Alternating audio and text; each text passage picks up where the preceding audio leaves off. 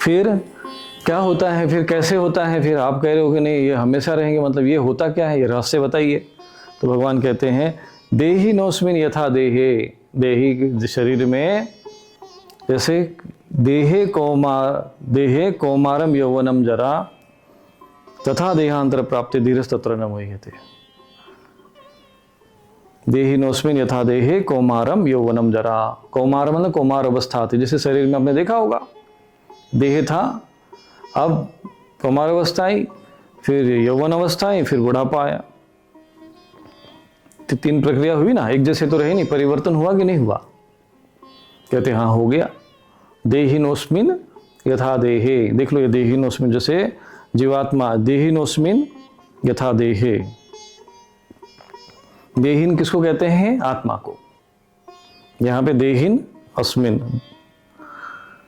यथा देहिन अस्मिन देहे, तो यहां पर देहिन का अर्थ होता है आत्मा। जैसे आत्मा के शरीर, जीवात्मा के देह में, अब यह किसका देह है? जीवात्मा का, यानी हम लोग कौन है? जीवात्मा है। ये बात ध्यान रखना कि हम आत्मा है, हम आत्मा है, ये सोचकर जब तुम लोग सुनोगे ज्ञान तभी तुमको कल्याण होगा, तुम्हारा कल्याण होगा, और तभी तुम्हारे समस्त शोक का और दुखों का नाश होगा।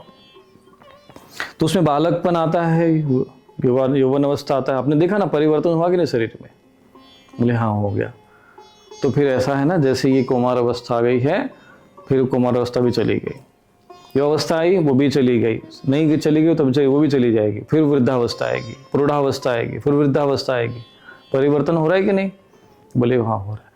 तो फिर भगवान कहते हैं तथा देहांतर प्राप्ति, बोले जब जैसे ये बुढ़ापा आ गया, मृत्यु भी आ गई, तो नया शरीर भी मिलेगा, फिर नया शरीर तुमको मिलेगा। तथा देहांतर प्राप्ति, वैसे ही अन्य शरीर की प्राप्ति होती है। इसलिए जो धीर पुरुष जो होते हैं शरीर के इस तरह से युद्ध से भयभीत नहीं होते, सोचते कि चलो अब तो ये शरीर हो गया, ऐसा काम पूरा हो गया, युद्ध करते हैं, युद्ध हो गया पूरा, फिर नया जन्म ले लेंगे, फिर आगे कर्म करेंगे। तो कर्म का करने का जो ये क्रम है ये कभी टूटता नहीं है, और ये चलता रहता है। पुनरपि जननम पुनरपि मरणम। कहेंगे महाराज ये कब तक चलेगा? अब ये भैया मेरे हाथ का काम तो नहीं है, तुम्हारे हाथ का विषय है। तुम चाहो तो इस जन्म को ही खत्म कर दो, तुम चाहो तो इसको लंबा खींचते रहो जब तक चाहेंगे। तुमको शरीर मिला है, मानव शरीर मिला है, वो इसलिए तो मिला है कि तुम इसका जो ये चल रहा है जो क्रम, इसको भंग कर दो, नष्ट कर दो। तो महाराज कैसे होगा? बोले हो गया ना गृहस्थ आश्रम, तो बोले अब वानप्रस्थ आश्रम में जाओ, संन्यास आश्रम में जाओ, ज्ञान की चर्चा करो, खूब तुम लोगों ने धन कमा लिया। बोले हाँ महाराज। बोले घर बना ले? बोले हाँ महाराज। तो अब बोले उधर भी तुम जाओ, बुढ़ापा आएगा, क्या आएगा कि नहीं? बोले हाँ महाराज। मृत्यु आएगी? बोले हाँ महाराज। फिर घर रहेगा क्या तुम्हारा? बोले नहीं महाराज। नहीं बोले रहेगा, पर प्रेत बन के बैठे रहेंगे उसी में। तो यही स्थिति होती है, जो मोह ग्रसित व्यक्ति होता है वो बैठा रहता है एक बार। तो तुम लोगों ने जो आगे की जो प्रोसेस है वो तो फॉलो की नहीं, वानप्रस्थ आश्रम में गए नहीं, तुम लोगों ने संन्यास आश्रम की तरफ गए नहीं, शास्त्र का अध्ययन किया नहीं, सत्संग किया नहीं, महापुरुषों के पास समय व्यतीत किया नहीं, ज्ञान की चर्चा की नहीं, अपने आप को जाना नहीं। जो कुछ भी किया वो बाह्य जगत के लिए किया, संसार के लिए किया, शरीर की पूर्ति के लिए किया। अपने लिए क्या किया? आत्मा रूप में तुमने अपनी मुक्ति के लिए क्या किया? ये तो केवल शरीर के पोषण के लिए तुमने किया, ये तो शरीर की व्यवस्था के लिए था, और शरीर तुम थे नहीं। अपने लिए क्या किया बताओ? बोले महाराज तो कुछ नहीं कर पाए। तो बोले वानप्रस्थ आश्रम संन्यासाश्रम उसी के लिए तो होता है, वो क्यों नहीं करते हो? बोले वो कोई बताता ही नहीं है, कोई शिक्षा देता ही नहीं है, बस इसी में लगे हुए, मकान बना ले, घर बना ले, बस उसी में स्थायी, सोचते कि अब तो बस इसके बाद हमें कुछ है ही नहीं। पर यही मूर्खता, यही मूढ़ता है। और फिर जब मृत्यु आती है, बुढ़ापा आता है, रोग आता है, तो दुखी होते हैं। यदि पहले ही आप समझ लो कि रोग शरीर है, ये वृद्ध होगा और मृत्यु को प्राप्त होगा, पहले ही आपको ज्ञान हो जाए, और बाद में वो शरीर वृद्ध हो गया तो कहते हैं हाँ शरीर का धर्म है, हो गया सो हो गया। मृत्यु हो गई तो चलो भाई शरीर की वो प्रकृति, वो मृत्यु हो गई तो हो गई, वो शोक नहीं करेंगे, हो गया सो हो गया, भाई तो प्रकृति स्वभाव है, होना ही था। पर ये जो शरीर मिला है हमको, किस लिए मिला था? केवल शरीर का भरण पोषण करने के लिए मिला था, पशु की तरह खाने पीने के लिए मिला था। ऐशाम न विद्या तपो न दानम, न विद्या न तप किया, न दान दिया, न यज्ञ किया जिसे तुम पवित्र कर सकते हो, ज्ञानम न शीलम, न ज्ञान प्राप्त करने के लिए कोई अभ्यास किया, न भगवत गीता सुनी, तुम्हारे पास समय ही नहीं रहता भाई, क्यों पढ़े क्यों सुने। हम तो उधर देखेंगे भैया, इधर सिलेंडर किधर महंगा हो रहा है, इधर में भीड़भाड़ किधर हो रही, धक्का मुक्की किधर चल रही, लड़ाई किधर चल रही है, हाँ वहाँ पर बम किधर गिरा है, किधर क्या हो रहा है, वो उधर में लगे रहो इसी में, खोपड़ी में वही भरते रहो, समय निकल जाएगा। समय थोड़ी तुम्हारे लिए रुक रहा है, तुम्हारे हिसाब से संसार नहीं चलेगा। श्वास प्रश्वास जो है भगवान ने जितना दिया है, तुम कहोगे कि महाराज इतनी श्वास मिली है उतनी, तुम ये नहीं कि तुम सोचो कि मैं 2 घंटा में नहीं श्वास नहीं लूंगा, मैं स्वामी हूँ, शरीर का मालिक हूँ। तुम शरीर के मालिक नहीं हो। प्रकृति क्रियमाणानि गुणे कर्माणि सर्वस्व, सब प्रकृति करवा रही है। तो प्रकृति के नियमानुसार शरीर बना, प्रकृति के नियमानुसार सारी क्रिया हो रही है, प्रकृति के अनुसार वो यौवन अवस्था में, वृद्धावस्था में, मृत्यु अवस्था में फिर नया होगा।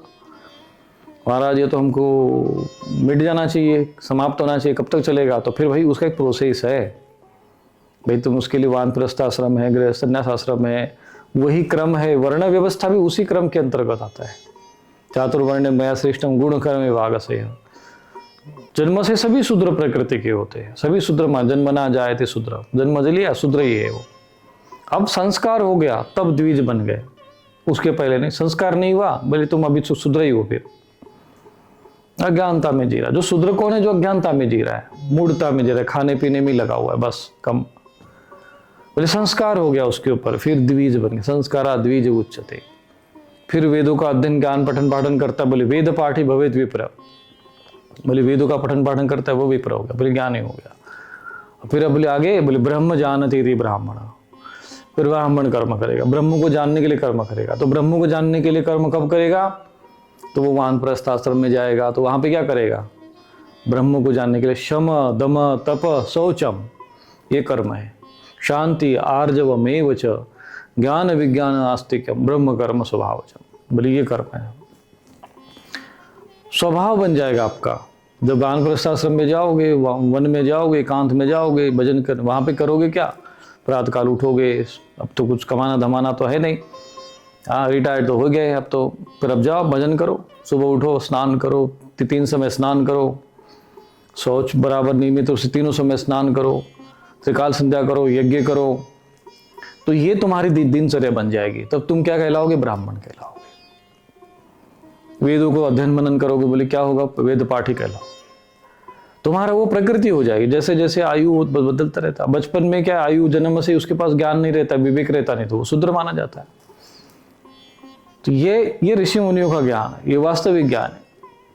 ये जो वर्ण व्यवस्था है, वर्णाश्रम व्यवस्था जो बनी है, वो आत्मा की उन्नति के लिए क्रम है।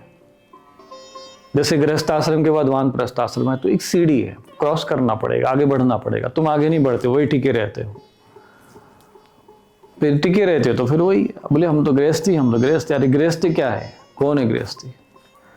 आत्मा हो, आत्मा के रूप में हम लोग ये बुरा भ्रमण कर रहे हैं। बोले महाराज पहले नहीं थे क्या? बोले नहीं भगवान, ना त्वे हम जातु ना सम, ऐसा नहीं कि पहले नहीं थे, पहले भी थे। यही काम किया तुम लोगों ने, पहले भी यही किया।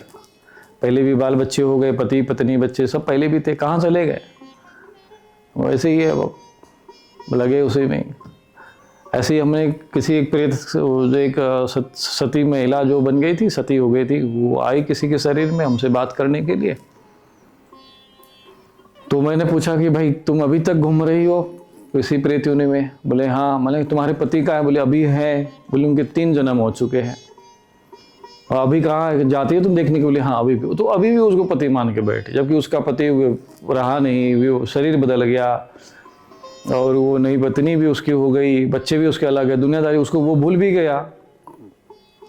ये अभी भी प्रेत योनि में उसी को घूम रही है। तो ये प्रेत योनि में ऐसे कई आत्माएं भ्रमण करती रहती है कि सदा तद्भाव भाविता, उसी भाव में रहते हैं, एक ही भाव में, मरते समय जैसा भाव रहता है। इसलिए भगवद गीता में ये बात समझाया गया कि अंत काल में जो चिंतन करते हुए शरीर छोड़ोगे, अंत काले च मामेव स्मरण मुक्ता कलेवरम, जो मेरा स्मरण करते छोड़ेगा तो मुझे प्राप्त होगा। यम यम वापिस स्मरण भावम, ये साइंस है, विज्ञान है। ये शरीर छोड़ने का भी विज्ञान होता है। ओम इति एक अक्षरम ब्रह्म व्याहरण माम अनुस्मरण, ओम का ध्यान करते, ओम का जप करते हुए तब शरीर को छोड़ो। अंत काले च मामेव स्मरण मुक्ता कलेवरम, अंत काल में मेरा स्मरण करते हुए शरीर छोड़ो। तो मृत्यु भी एक विज्ञान है, मृत्यु की भी एक प्रक्रिया होती है। मृत्यु के समय में भी कैसे नहीं, ऐसे नहीं वो आ गए यमराज जमदूत आ गए, कोई मर गए, कोई एक्सीडेंट हो गया, हार्ट अटैक हो गया, हाय हाय हाय हाय हाय हार्ट अटैक हो गया मर गए, ऐसे नहीं मरना है। मरना भी एक कला होती है, मृत्यु भी एक कला है, मृत्यु भी एक मोक्ष का विज्ञान है। जब पता चल जाना, जो आपका धर्म में जीवन होगा, साधना में जीवन होगा, तो आपको पता चल जाएगा मृत्यु शरीर की आने वाली है। तब आ गई तो क्या करना है, बोले ओम मिथ्याक्षरम ब्रह्म व्याहरण माम स्मरण, ओम का चिंतन करो, शरीर छूट जाएगा अपने आप। जैसे सांप केचुली छोड़ देता है ऐसे। बोले नहीं ओम का नहीं समझ में आ रहा है, तो पहले भगवान कहते ओम नहीं समझ में आ रहा तो मेरा ही चिंतन करो। बोले भगवान का चिंतन ही नहीं आ रहा, अभी तो मैं वो मरने का टाइम आ गया। अभी एक व्यक्ति हमारे यहाँ शिष्य था, वो उसको पता चला, बोले महाराज वो गाँव का कोई व्यक्ति है, वो मरने की कगार पे है, वो हॉस्पिटल में भर्ती, मुझे जाना है वहाँ पर। मैंने जाओ भाई, देख मिल लो अंत में। अब शिष्य तो शिष्य हमारा, वो जानता तो है, ज्ञान हमारे साथ में रहा है, गाँव का ये, लेकिन समझदार है अध्यात्म में। अब वो गया तो कहते देख लिया कि अभी तो मरने वाला है, कहते कि अच्छा ऐसा करो, उसका नाम लेके बोलता है कि तुम जो है ये मंत्र राम राम करो। बोले हाँ हाँ हाँ मैं कर दूंगा, कहूँगा। राम शब्द नहीं निकल रहा है उसके मुँह से, लेकिन मेरी भैंस का ध्यान रखना भाई, वो मेरे लड़के को बुला दो जल्दी। बोले वो आ रहा है अभी, तब तो तुम राम राम तो कर। वो बोले हाँ हाँ हाँ, अब ये भी नहीं कह रहा कि मैं हाँ मैं अभी राम राम बोलूंगा, ऐसा भी नहीं बोला, हाँ मैं बस ठीक है, लेकिन मेरे लड़के को बुला दो। अब मेरे लड़के को बुला दो, मेरे लड़के को बुला दो, लड़का ही के साथ रहा है। अब मेरी भैंस का ध्यान रखना तुम, बस बोले मेरी भैंस को देखना, वो भैंस इधर उधर बड़ी दूध देती है, अच्छे से मैंने परिश्रम कर कमाई। अरे वो ठीक है, पर तो राम राम तो बोल। बोले हाँ हाँ वो सही है। वो बोला ही नहीं, उसके मुख से निकला। फिर अब बताओ उसकी क्या गति होगी। तो कहते हैं ना जन्म जन्म जतन कराए अंतकाल मुख रामत आवत नहीं, तो वही बात है। इसीलिए पहले से भजन करना पड़ेगा, पहले से मन को बनाना पड़ेगा। नहीं महाराज हम तो बुढ़ापे में आएगा, अरे ये तो आयु थोड़ी है तुम्हारे भजन करने की। तो ये जो लोग दुर्गति में जाने वाले होते हैं ना, मरने वाले, मरने के बाद जो प्रेत योनि में जाना है, दुर्गति में जाना है, ये उनके चिंतन ऐसा होता है। जो विवेकवान होता है, बुद्धिवान होता है, वो जानता है कि शरीर एक दिन छूटेगा, तो फिर उसके लिए मन में अंत काले क्या होगा, वो अभी से भजन करता रहता है, खूब चिंतन करता रहता है, अपना कर्म भी कर रहा है, उसे कर्म में कोई दिक्कत नहीं आती। अर्जुन को ज्ञान हो गया, इसके बाद अर्जुन ने युद्ध नहीं किया क्या? तुम्हारे कर्म में कोई समस्या नहीं आती है। पर ये जो मोहग्रसित लोग होते हैं ना, वो तुमको बताएंगे अरे तुम्हारी आयु नहीं है, तुम मत करो ये सब, तुम्हारी आयु नहीं है, बचपना तुम्हारा तो वही, अब तो युवावस्था है, ये सब क्यों कर रहे हो?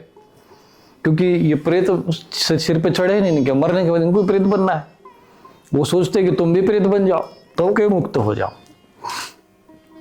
इसलिए तुमको वैसे उपदेश देते हैं, वैसे समझाते रहते हैं। तो इसलिए जो है हमें ये चीजें समझना पड़ेगा कि भाई जो बात सत्य है, शास्त्रोक्त है, वो समझो। इसलिए क्रम के अनुसार आप चलोगे तो ये शरीर में ही आपको मोक्ष मिल जाएगा, इसी शरीर से मुक्ति मिल सकती है। यदि तुम्हारे पास, जैसे परीक्षित के पास 7 दिन थे, तो उसने अपना 7 दिन कैसे बिताया अंतकाल में, ऐसे अंतकाल का जो तुम्हारा समय है, अंतिम समय में है, वो तुम्हारा भगवतमय होना चाहिए। इसलिए रिटायरमेंट हो जाए तो कहीं जाकर अपना फ्लैट लेकर और अपना टाइम पास करो, फिर सिलेंडर भी लेके आओ, फिर उसके लिए भी लाइन लगाओ, फिर भोजन बनाओ, इस चक्कर में नहीं पड़ना। किसी ऐसे स्थान पे चले जाओ जहाँ एक समय भोजन मिल जाए किसी तरह से, और अपना समय, बाकी समय अपना भजन में निकल जाए। तीनों समय स्नान, तीनों समय त्रिकाल संध्या, बाकी समय में अपना शास्त्र का अध्ययन, और फिर खाली समय जब मिला तो अपना बस ध्यान करो। कोई फोन नहीं, कोई रिश्तेदारी नहीं, कोई संबंध नहीं, और केवल परमात्मा का चिंतन। भाई कर लिया ना, गृहस्थाश्रम में खूब कर लिया ना, हो गया ना, 60 साल दे दिया ना, अभी बचे तुम्हारे पास कितना पता ही भी नहीं चलेगा, 10 साल है कि 5 साल है, भगवान जाने। अब जो भी है वो अपना उसमें लगाओ।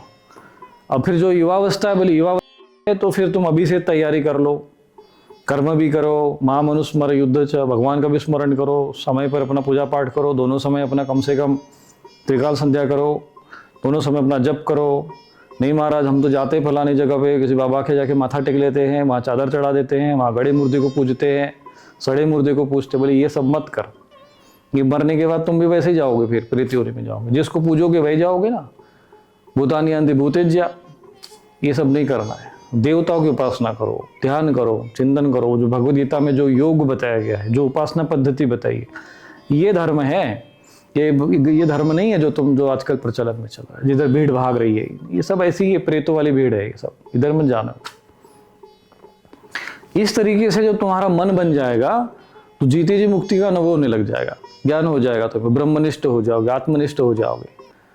और फिर बाहर की अगर घटनाएं घट भी गई, कुछ भी हो गए, तो उतने शोक मग्न नहीं हो जाओगे। भगवान यहाँ पे कहते हैं ना अनुशोचंती पंडिता, वो ज्ञानवान हो जाओगे, पंडित हो जाओगे। पंडित मतलब जाति से पंडित नहीं होता है। अब जाति से पंडित होते तो फिर यहाँ भगवान ने कहते हैं कि जो जाति से जो किसी घर में जन्म लिया वो पंडित होता है। भगवान यहाँ उनको पंडित नहीं कहते, पंडित कहते हैं ज्ञानाग्नि दग्ध कर्माणम। भगवद गीता में ही कहा भगवान ने, तमाहु पंडितम बुधा, उनको पंडित कहते हैं। पंडित का मतलब ये नहीं कि जो तुमको तिलक लगाता है, घंटी बजाता है, आरती करता है, उसको पंडित नहीं बोलते। पहले जो पंडित होते थे, ऐसे ही जो पूजा पाठ धर्म कर्म करते थे, उनका जीवन शुद्ध, आहार विहार, एक समय भोजन करते थे, तपस्या करते थे, फिर वो मंदिर में अपना पूजा पाठ भी करते थे, तो वो पंडित होते थे। अब ये है पंडित की कॉपी है, बस पंडित नहीं है। पंडित का बस बाहर का रूप बना दिया, तिलक पलक लगा ले, धोती कुर्ता पहन लिया। आचरण पंडित का नहीं है। आचरण कब होगा? जब तो उनके जीवन में एक समय भोजन करेंगे, तपस्या करेंगे, शम दम तप शौचम, 3 समय वो स्नान करेंगे, 3 समय त्रिकाल संध्या करेंगे, कम से कम वो 1000 गायत्री मंत्र का प्रतिदिन जप करेंगे, और अशुद्ध आहार नहीं ग्रहण करेंगे, एक समय वो भोजन ग्रहण करेंगे, जो स्वेच्छा से किसी ने दे दिया तो उसी से अपना खर्चा चलाएंगे, संतुष्ट जीवन जिएंगे। वो ब्राह्मण होता है, वो पंडित होता है। तो पंडितों के जैसा आचरण करेगा वो पंडित है। नहीं उधर दक्षिणा किधर आएगी, उसी में लगा हुआ है, किधर से किधर दक्षिणा आएगी, भाई इतनी दक्षिणा लेंगे तो काम चलेगा, नहीं तो नहीं चलेगा, तो वो पंडित नहीं है। वो पुरोहित है, जैसा भी कर्म कर रहे ठीक है, कर्मकांडी है, कर्मकांड कर रहे हैं। पंडित बड़ा शब्द है, इसलिए भगवान ने यहाँ पर पंडित शब्द का उल्लेख किया है। ना अनुशोचंती पंडिताः, अपंडिताः में सब लोग आ गए ना, सभी के लिए तो बात हो रही है। तो पंडित किसी जाति का नाम नहीं है, पंडित किसी व्यक्ति का नाम नहीं है। ये ऐसे व्यक्ति, ऐसे समूहों का नाम है जो विद्वान होते हैं, जिनको आत्मज्ञान हो गया, जिनको ब्रह्म ज्ञान हो गया। ज्ञानाग्नि दग्ध कर्माणम, जिनके कर्म जल गए, ज्ञान की अग्नि इतनी धधकती उनके हृदय में कि उनके सारे कर्म भस्म हो जाते। तम आहु पंडितम बुधाः, तब उसको पंडित कहते हैं, भगवान कहते हैं। अब तुम लोग किसको पंडित कहते हो? जो घंटी बजाता है मंदिर में, वो बोलते पंडित। पहले उसका आचरण देखो, पंडितों के जैसा है क्या, तपस्वी है क्या, तीन समय में स्नान करता है क्या, उसका आहार कैसा है, साधु का जीवन देखो पहले, उसके जैसा कैसा है, ये लक्षण है क्या, त्रिकाल संध्या करता है क्या। पहले लोग ऐसा करते थे, इसलिए उनको पंडित भी कह रहे थे। तो जब भी आप किसी वानप्रस्थ आश्रम में जाओगे तो आपको यही कर्म करना पड़ेगा, तब आप भी पंडित कहलाओगे। तो ये सब पंडितों को फिर वो जाति मान लिया, फिर जन्म किसी पंडित के घर में जाना, पंडित पंडित करके वो ये सब, मतलब ये सब गुड़ गोबर कर दिया पूरा एक प्रकार से। शास्त्र के अनुसार ये विधान नहीं है। तो नानु सोचंती पंडिता, क्योंकि लोग यहाँ पर पंडित शब्द आएंगे ना तो सोचेंगे पंडितों के लिए कहा गया है, ठाकुर ब्राह्मणों के लिए नहीं है। तो ये इस भ्रम में मत रहना, यहाँ पर कोई ठाकुर ब्राह्मण ये सब चीजें नहीं है। यहाँ पर केवल आत्मा के कल्याण की बात हो रही है, और सब आत्मा ही है, हम सब आत्मा के रूप में हैं। अब हमको अवसर मिला है मनुष्य शरीर के कारण कि हम अपना मोक्ष कर सकते हैं, अपनी मुक्ति कर सकते हैं। पशुओं के लिए व्यवस्था नहीं है, हम सब के लिए है। तो उस व्यवस्था का लाभ उठाना है और हमें अपने आप को मुक्ति की तरफ जाना है। तो कहते हैं कि तथा देहांतर प्राप्ति धीरज तत्र न मुह्यते। फिर वो जो है ना, तुमको शरीर भी मिलेगा, टेंशन मत लो, चिंता मत करो। मृत्यु भी कोई टेंशन का विषय नहीं है। ये भगवद गीता का ज्ञान जिसके पास हो उसके लिए मृत्यु भी कुछ नहीं है। वो युद्ध भी ऐसा करेगा जैसे हंसते खेलते अपने प्राण त्याग देगा, शरीर त्याग देगा युद्ध करते समय, धर्म का पालन करते हुए सहज में, क्योंकि उसको पता है देहांतर तथा प्राप्ति, देहांतर प्राप्ति तथा देहांतर प्राप्ति धीरे सत्र न मुह्यते। बोले उसके बाद भी, देहांतर के बाद भी प्राप्ति हो जाए, देह छूट गया फिर शरीर मिल जाएगा, नया मिल जाएगा। पुराना वस्त्र हो गया ना, शरीर पुराना ही तो हुआ, त्याग दिया, नया धारण कर लिया। वहां पर धीर पुरुष जो होते, ज्ञानी पुरुष होते, पंडित पुरुष जो होते, पंडित मतलब ये जाति वाले पंडित नहीं है, पहली बात समझ लेना। शूद्र, वैश्य, क्षत्रिय, ब्राह्मण, ये भी क्रम है गुणों के आधार पर। चातुर्वर्ण में श्रेष्ठम गुण कर्म भाग से, और फिर उसी अनुसार वो कर्म करता रहता है। अब आप लोग, कोई भी व्यक्ति है, जब आपने रुपए पैसे कमाने में लगा, व्यापार में लगा, तो वैसे है। युद्ध कर रहा है तो क्षत्रिय है। जो ये सब नहीं शिकार संध्या नहीं कर रहा है, संस्कारवान नहीं है, ऐसे ही अपना जीवन जी रहा है, बस परिश्रम कर रहा है किसी तरह से बस पेट भरने के लिए, तो शूद्र है। और फिर वो वानप्रस्थ आश्रम में चला गया और फिर कोई जाके पूजा पाठ, ये सब चीजें नहीं है। कोई मोहर नहीं है कि तुम पैदा हो गए तो तुम ब्राह्मण ही क्षत्रिय, ऐसा कुछ नहीं है। ये तुम्हारे गुण और कर्म के आधार पर तय होता है कि तुम किस वर्ण के हो, किस आश्रम में हो। वन में रह रहे हो, आश्रम में रहे हो, तपस्या कर रहे हो, तुम ब्राह्मण हो। जितने भी साधु सन्यासी तपस्या साधना करते हैं, पूजा पाठ करते हैं, वो सारे ब्राह्मण हैं, क्योंकि वो ब्रह्म कर्म कर रहे हैं। जो युद्ध कर रहा है वो क्षत्रिय हो गया। वैश्य कर्म कर रहा है, जो व्यापार और खेती वेती में लगा, वो पैसे में लगा, भैया पैसे कमाना है, घर बनाना है, खेती करना है, ये करना करना, वो वैसे हो गया। और जिसको ये सब कुछ नहीं करना है, अपना ऐसे लगा है, बस कहीं से रोटी मिल जाए, कहीं कोई काम मिल जाए और अपना पेट भर ले, वो सो जाए बस खा पी के, उसको कोई मतलब नहीं है, तो वो शूद्र हो गया। ऐशाम न विद्या तपो न दानम ज्ञानम न शीलम न गुणो न धर्म, ये लोगों की बात है, उसमें कुछ नहीं होगा ये सब चीजें। ते मृत्यु लोग वो भी भारत होता मनुष्य रूप है मृगाशरण, तो ये पशु की तरह जीवन जीते हैं। तो जिसके जीवन में ये गुण नहीं, धर्म नहीं, कर्म नहीं, ये पशु की तरह खाना पीना लगे, वो सब शूद्र है। और यही यथार्थ व्याख्या है भगवद गीता में। शास्त्र के अनुसार तुम जब अध्ययन करोगे गहराई के साथ में, तो ये चीज मिलेगा। ये क्रम है, आत्मा के विकास के क्रम है। एक मनुष्य शरीर में आप चारों वर्णों के क्रम जीवन जी सकते हो। अगर मनुष्य के शरीर तुमको मिला है तो तुम शूद्र प्रथम जन्म से हो, तो शूद्र हो गए। सब जन्म ना जाए थे शूद्र, सब शूद्र जन्म से हो। अब तुम आगे बढ़ गए, कमाने धमाने लग गए, नौकरी व्यापार में लग गए, तो वैसे हो गए। अब तुम्हारे अंदर क्षत्रियत्व का भाव आया, मैं समाज और राष्ट्र की रक्षा करने के लिए मैं कुछ करूँ, तो क्षत्रिय हो गए। फिर तुम लोग लगा कि नहीं ये सब बेकार चीजें छोड़ो, ये सब दुनियादारी, भजन करते, तपस्या करते, भगवान की भक्ति करते, तो तुम ब्राह्मण हो गए। फिर क्षमा दम तप सोचो में तुम उसमें लग जाओगे। फिर ज्ञान विज्ञान आस्तिक्यम हो जाओगे, ब्रह्म में लग जाओगे। ब्रह्म जानती इति ब्राह्मण। हाँ, तो एक व्यक्ति जो है वो एक जन्म में एक शरीर, मनुष्य शरीर में शूद्र भी हो सकता है, वो वैश्य भी हो सकता है, वो क्षत्रिय भी हो सकता है, वो ब्राह्मण भी हो सकता है। अब आप इसका उदाहरण प्रत्यक्ष, ऐसे कई उदाहरण शास्त्रों में उपलब्ध है। ऋषभदेव जी के 80 पुत्र जो है वो ऋषि बन गए, और विश्वामित्र जी स्वयं ऋषि बन गए क्षत्रिय धर्म का पालन करने के बाद। तो जिसको जो संस्कार हो गया, संस्कार द्विज उच्चते, फिर आपको जो संस्कार मिलेगा, भाई तुम्हें कोई क्षत्रिय कर्म करना है तो क्षत्रिय वाला संस्कार हो गया तुम्हारे ऊपर, तुमको क्षत्रिय का ज्ञान मिल गया। व्यापार करना है तो उसका संस्कार होगा, तुम व्यापार करो भाई। तो ये क्रम से हम लोग आगे बढ़ते हैं। और जब आप वानप्रस्थाश्रम में जाते हो, क्योंकि ये तो वानप्रस्थाश्रम किसके लिए है? वानप्रस्थाश्रम कौन जाएगा वानप्रस्थाश्रम में? वानप्रस्थाश्रम जो बनाया गया, 4 आश्रम बनाया ना, 4 वर्ण आश्रम व्यवस्था, वर्णाश्रम व्यवस्था। तो 4 वर्ण 4 आश्रम किसके लिए बने हैं? किसी को है ना, हमारे संस्कृत वर्णाश्रम व्यवस्था, वर्णाश्रम व्यवस्था की शब्द आता है, वर्णाश्रम व्यवस्था का उल्लंघन नहीं होना चाहिए। तो वर्णाश्रम व्यवस्था किसके लिए बनी है? भाई जो गृहस्थ है वही ना वानप्रस्थाश्रम में जाएगा, और जो वानप्रस्थाश्रम वाला वही संन्यास में जाएगा। कहेंगे महाराज हो तो जो सीधे जो ब्रह्मचर्य आश्रम से संन्यास आश्रम में जाते, बोले ये विशिष्ट आत्माएं होती है, जो अपना पहले कर चुके होते, जान चुके होते, फिर वो नया जन्म मिला तथा देहांतर प्राप्ति हो गई।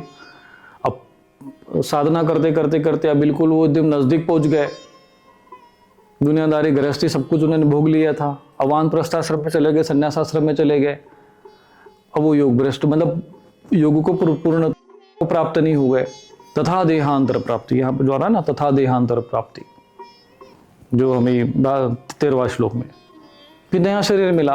अब उसके जो संस्कार है, क्योंकि वो स्वभाव है प्रकृति के पूर्व जन्म के संस्कार अनुसार। अब उसके मन में जैसे ही वो आ गया भाव, थोड़ा संस्कार हो गया, ज्ञान मिल गया, संगत मिल गए, वो वैसे ही प्रकृति होती है, वैसा ही व्यवस्था बन जाती है उनके लिए।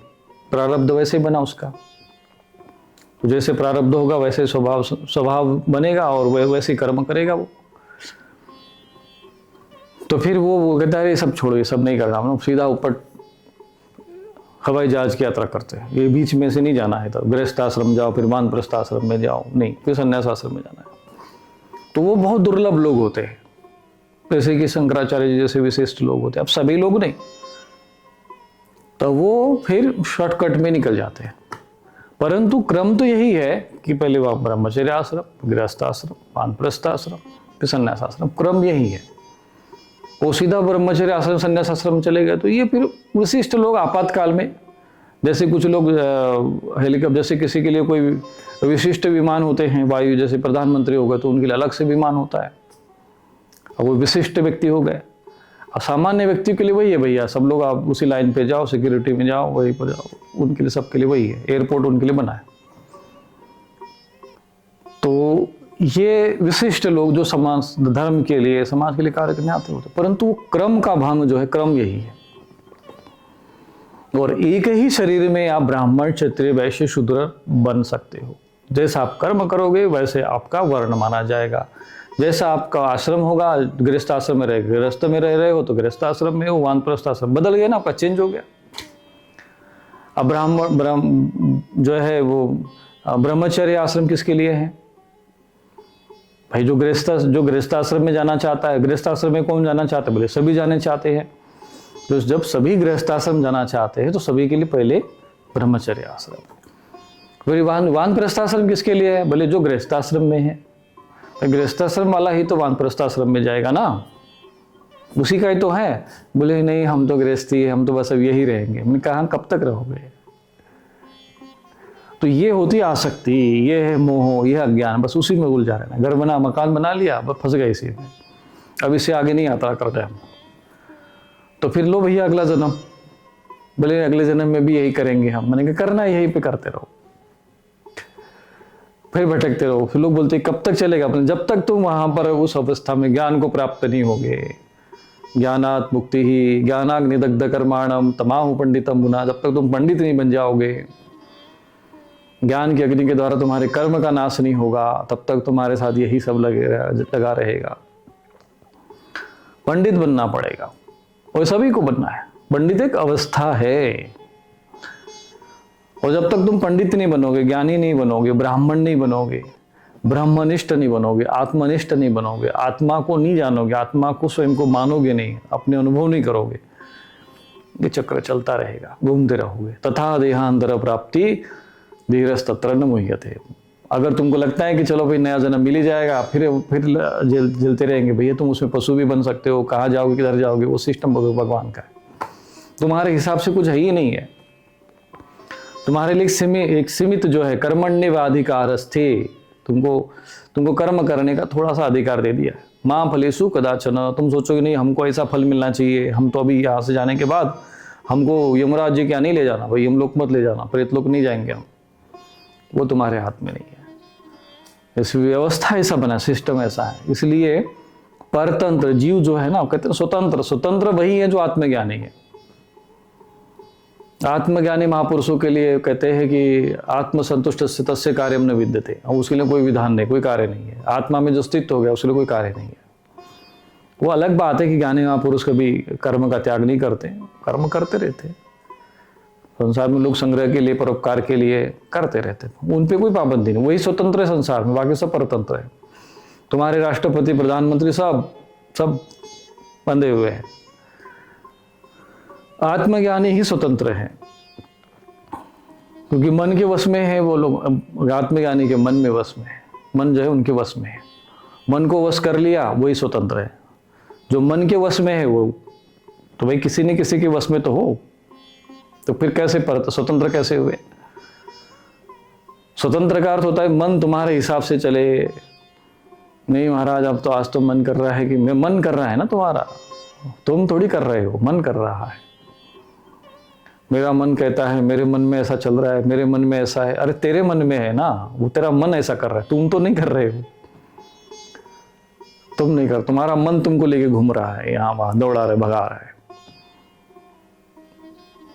तो ये जिस दिन तुम्हारे मन में, जब तुम आत्मा उस मन पर, तस्याहम निग्रह मन ने, अर्जुन कहता है मन को चंचल है उसको। भगवान कहते हैं अभ्यास कौनते वैराग्य न चुपियते, अभ्यास और वैराग्य से तुम उस मन को वश में कर सकते हो। तो तथा देहांतर प्राप्ति धीरस्तत्र न मुह्यति। तो आज इतना हम लोग विषय लिए हैं, तो 13वां अध्याय पूर्ण हो गया, 13वां श्लोक हो गया। इसी पर हम लोग चर्चा करते रहेंगे निरंतर आगे और भगवद गीता को समझने का प्रयत्न करेंगे। तो भगवद गीता में आप जैसे अब जब भी आप ये श्लोक सुनो हमारे, तो आप छोटी सी पुस्तक आती है, 30 रुपये की आती, भगवद गीता, गीता प्रेस से आप मंगा लो छोटी सी, और अपने पास सदैव रखा करो पॉकेट में।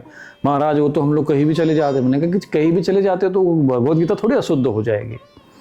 अब गंगा जल को कहीं भी ले जाओगे तो गंगा जल थोड़ी पवित्र हो जाएगा।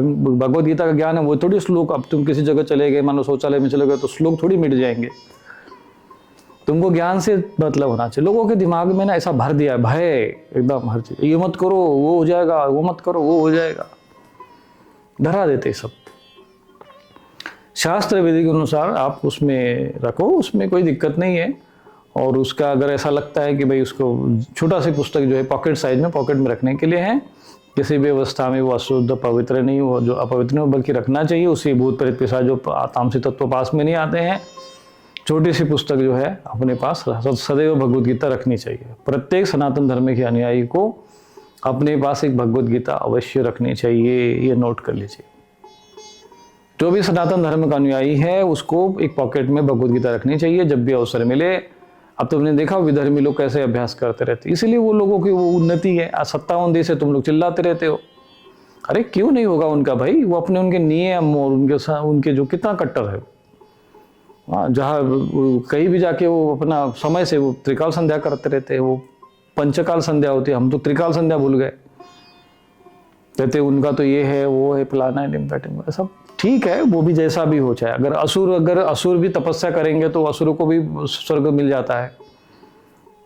इंद्र भी जो है फिर वो इंद्र को भी भगा देते हैं वहां से। जब तुम आलसी बन जाओगे, तामसी बन जाओगे, अपने त्रिकाल संध्या नहीं करोगे, तो अपने धर्म से विमुख हो जाओगे, तो अधर्मी तो राज्य करेंगे ना। ये तो सृष्टि का नियम है, जो जिसमें शक्ति है उसी वही शासक बनता है, उसी का सब कुछ चलता है।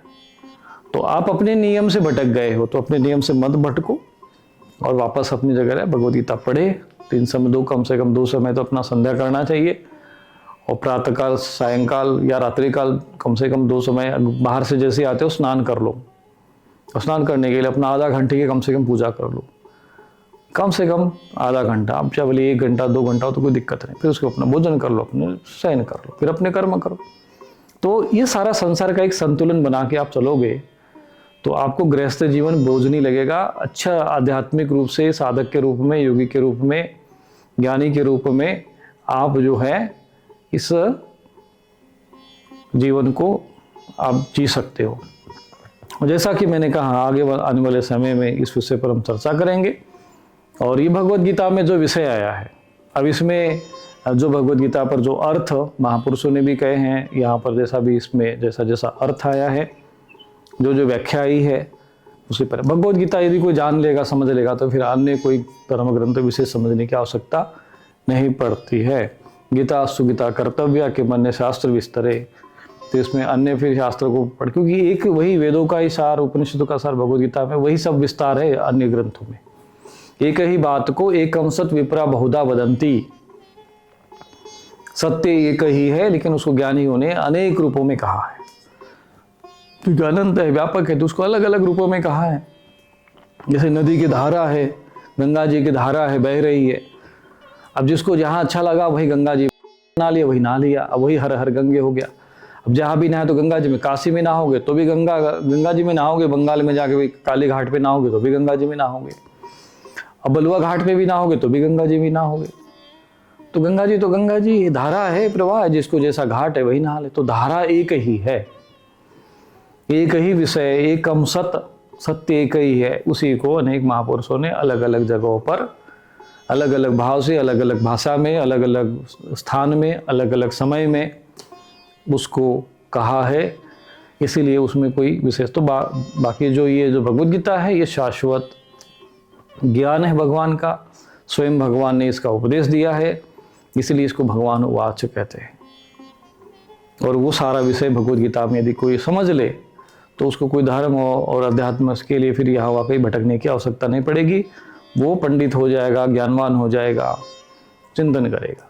समाज किधर जा रहा है ये महत्वपूर्ण नहीं है, समाज तो भीड़ के पास बुद्धि कहाँ होती है, वो तो जिधर धक्का लगता है उधर चल देते हैं। विवेकवान व्यक्ति जो होता है वो अपना मार्ग स्वयं चुनता है और उसके लिए वो चिंतन मनन करता है, शास्त्र अध्ययन करता है, सत्संग करता है, संत महापुरुषों के शरण में जाता है, उनको सभ्यता से संस्कार वहाँ पर सेवा करता है, वहाँ आचरण करता है और परिप्रश्न करता है और फिर वो निर्णय करता है जीवन में कि हमारे लिए क्या श्रेष्ठ है। और अर्जुन भी यहाँ पर भगवान से यही कह रहे कि मेरे लिए जो श्रेष्ठ है वो आप मुझे मार्ग दिखाइए।